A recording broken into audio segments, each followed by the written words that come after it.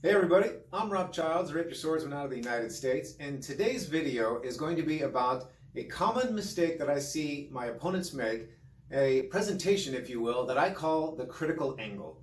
And when my opponents make that mistake, it looks a little something like this.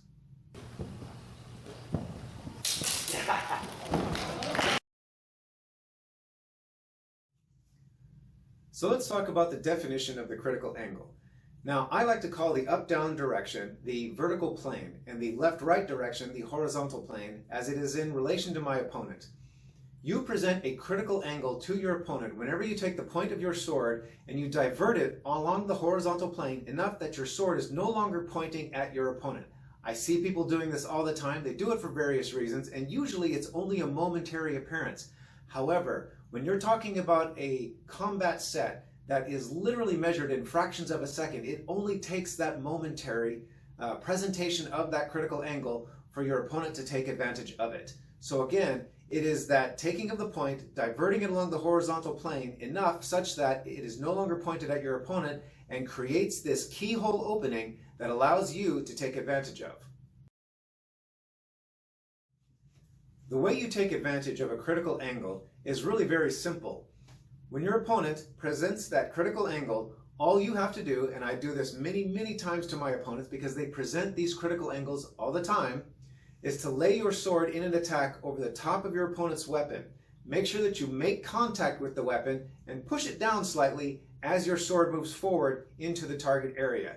Your opponent, just instinctively, it's a reflex action that they cannot help, will push back for just a moment. This is a wasted effort because of the fact that you now have leverage over your opponent's weapon. They will push against your sword uselessly, which is again burning time and allowing you to make your strike and get away clean. Just like this.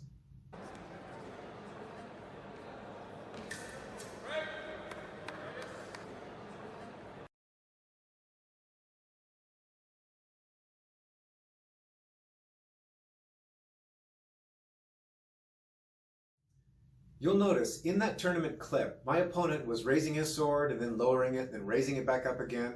He was moving his feet around, kind of trying to get a feel of where he could sight a hole through my defenses. But it's at the moment that he pauses in a high guard position and then he diverted his sword along the horizontal plane to create the critical angle. Because I also was able to take advantage of a couple of other sword fighters' skills, I was able to maximize my ability to take most advantage of his critical angle by laying my sword over the top of his weapon, and predictably enough, his reflex was to push against my weapon, which, since I have the leverage over him, there does absolutely nothing but waste time, and I'm able to make my strike and get away clean. So if you want to avoid making the mistake of presenting a critical angle to your opponent, there is something you can do in order to prevent that.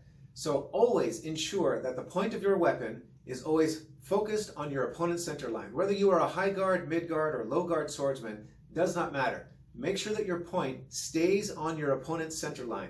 It is when you deviate from that and you are pointing off of your opponent that you create those critical angles that your opponent can take advantage of. So again, when you present to your opponent that sword, that defense, that whatever it is that your particular style demands, make sure that that point is staying on your opponent's center line.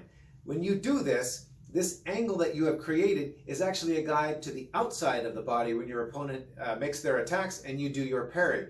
But it's when you divert either side, it creates those critical angles that your opponent is able to take advantage of. The way that you defend against an opponent who is making an attack through your critical angle, there's a couple of things that you have to keep in mind, and they're both very critical. One is that you have to have good measure between you and your opponent, and that includes making sure that when your opponent is making an attack, that you are taking that small step retreat. I know there are some styles that don't advocate for that, but I'm telling you right now, time is a swordsman's best friend, and the more that you have, the better off you're going to be. If you stand still in front of any swordsman who has a no-tell lunge, then you are back in that sequence of action, reaction, with action always going first. Your opponent is going to make that attack, and they're going to strike you if there is that critical angle presented to them.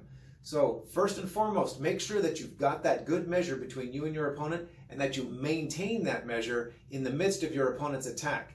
at the very tail end of that attack, you're going to have an action yourself and utilize that distance in order to maximize the time you have available. The next thing, of course, is what you can do with the sword. Since you've already presented the critical angle and your opponent has laid their sword across your weapon and they've pushed it down, instead of trying to fight them, which is the instinct and it's a reflex, and I get it, but it is the wrong reflex. It is the wrong instinct. Instead, roll your sword over into what I call parry one in order to move with your opponent's attack. In this way, you are facilitating your defense and you are actually utilizing your opponent's momentum, the force that they have imparted upon your sword, to aid in your own defense. But again, all of that is for naught if you're not maintaining that good measure. I cannot stress that enough. I hope you found this video useful. The information that I present in these videos is deliberately meant to stay short so as not to overwhelm with too much information. But I am not difficult to get a hold of on the social media circles. So if you've got any questions, feel free to leave your comments and questions in the comment section on the YouTube channel. You can reach out to me on Facebook. I am more than happy to answer any questions that you may have. Until then, I hope that you guys are staying safe, training hard, and I look forward to seeing you at a tournament soon.